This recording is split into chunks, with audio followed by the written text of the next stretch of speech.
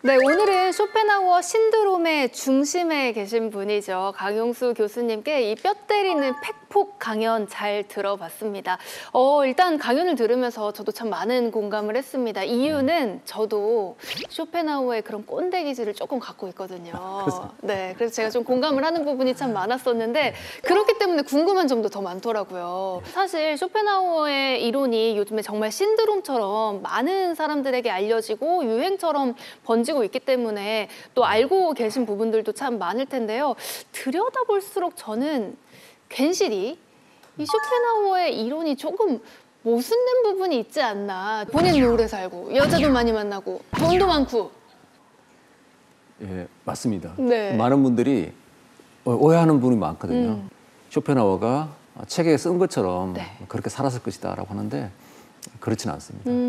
그러니까 삶의 즐거움을 알았던 사람들이죠. 뭐 쇼펜하우어에 대해서 많이 연구도 하시고 공부도 하셨잖아요. 정말 많은 말들이 있는데 그중에서 교수님의 마음을 가장 울리거나 가장 공감이 됐던 말이 있었다면 뭐가 있었을까요? 예, 쇼펜하우어는 인생은 고통이다라고 말합니다. 네. 출발점이 인생은 고통이다라는 거기서 이제 우리가 시작을 해야 됩니다. 그러니까 행복하면 우리가 쾌락을 추구하고 어떤 즐거움을 늘리는 것이라고 보는데 그것이 아니라 우리가 이제 현재에서 느끼는 그러한 고통들을 줄여나가는 것이 더 현명하다고 말합니다. 고통이 없다면 행복한 것입니다.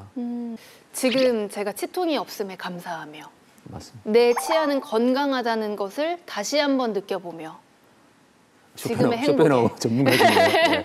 지금의 행복을 맞습니다. 많이 누려보면 좋을 것 같습니다. 사실 뭐 교수님의 뭐 경험이나 인생 그리고 쇼펜하우어의 철학에 대해서 뭐 다 있는 부분 또 공부하신 부분 여러 가지를 저희가 또 배우고 느낄 수 있었는데요. 젊은이들에게 청년들에게 교수님께서 하고 싶으신 이야기가 있다면?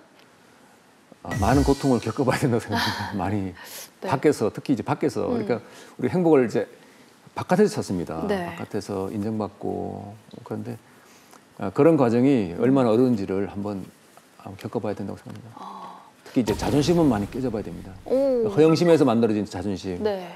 나는 80밖에 안 되는데 다들 100점 받으려고 그러잖아요. 네. 근데 그쪽은 그런 고통들은 많이 겪어보면 그 안에 상처가 안 묻게 되면 이 굳은 살이 바뀌게 되면서 충분히 이제 험한 인생을 잘 견디지 않을까 싶습니다. 쇼펜하우어가 마흔 이후에 굉장히 어려웠거든요. 그래서 뭐 사회적으로 인정을 받지 못하고 강의 자료 잘리면서 겨우 이제 뭐 생명을 지키기 위해서 프랑크푸르트 갔다가 그때 이제 다시 내공을 쌓은 거죠. 네. 이분이 글을 잘 쓰게 되거나 뭐 이런 책이 나온 이유는 뭐 시행착오 또 필요합니다. 그리고 남에게 이제 좋은 점수를 받으려고 노력하다가 막 많이 깨져봐야 됩니다. 그런 경험 통해서 진짜 자기가 원하는 게 무엇인지 자기가 할 수 있는 것을 찾게 되는 것입니다.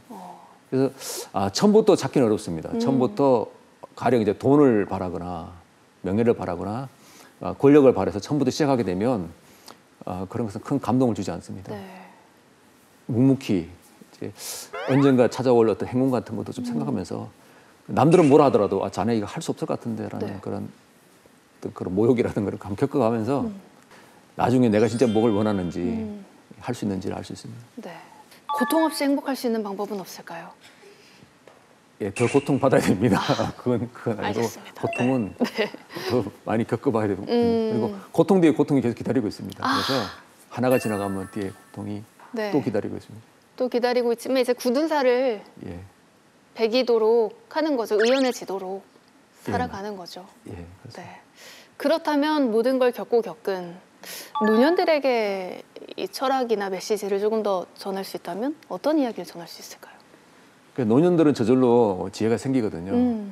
그래서 젊을 때는 사람들이 좀 지혜가 부족합니다. 대신 행복합니다. 우리가 무식한 사람이 행복하다고 잘 모르기 때문에 행복하거든요. 그러니까 초짜들이 행복합니다. 그렇죠. 투자도 행복하고 주식도 비트코인도 이제 기쁨 모르는 사람들이 수익이 나는데 이제 경험이 많을수록 지식이 날수록 나이가 들수록 이제 지혜는 많이 생깁니다만은 불행해질 수도 있습니다. 그러니까 지혜가 많아질수록 근심이 많아지는 경우가 있고 천재들이 불행하다고 합니다. 그래서 젊은 사람들은 잘 모르기 때문에 행복하고 나이 든 사람은 너무 많이 합니다. 그래서 너무 많이 했기 때문에 그때 고통이 따릅니다. 그래서 근데 그 지혜를 가지고 젊은 사람에게 이렇게 말하게 되면 위험합니다. 아, 사실 꼰대라 그러죠. 나때 그런데 네. 그게 위험합니다. 나이가 들게 되면 학력과 관계없이 저절로 그게 생기거든요. 지혜가 생깁니다. 근데 그걸 가지고 젊은 사람에게 이렇게 가르치려고 하게 된다면 젊은 사람들은 굉장히 반감을 가질 가능성이 많습니다.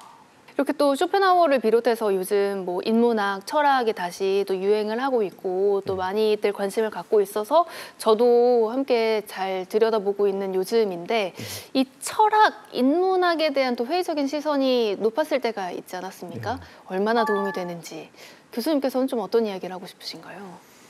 예, 인문학이 이제 위기를 맞은 지 오래됐습니다.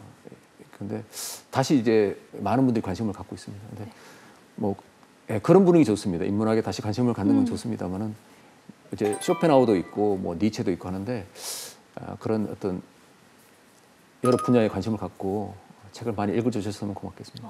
그렇다면 철학, 인문학을 통해서 우리가 배울 수 있는 건 뭐라고 생각하십니까? 예, 전 철학은 생각을 맑게 한다고 보거든요. 저도 이제 생각을 통해서 이걸 하는 게 좋은 키워드로 뽑는 걸 하는데 생각을 더 맑게 하는 거 그것이 철학의 핵심이 아닐까 싶습니다.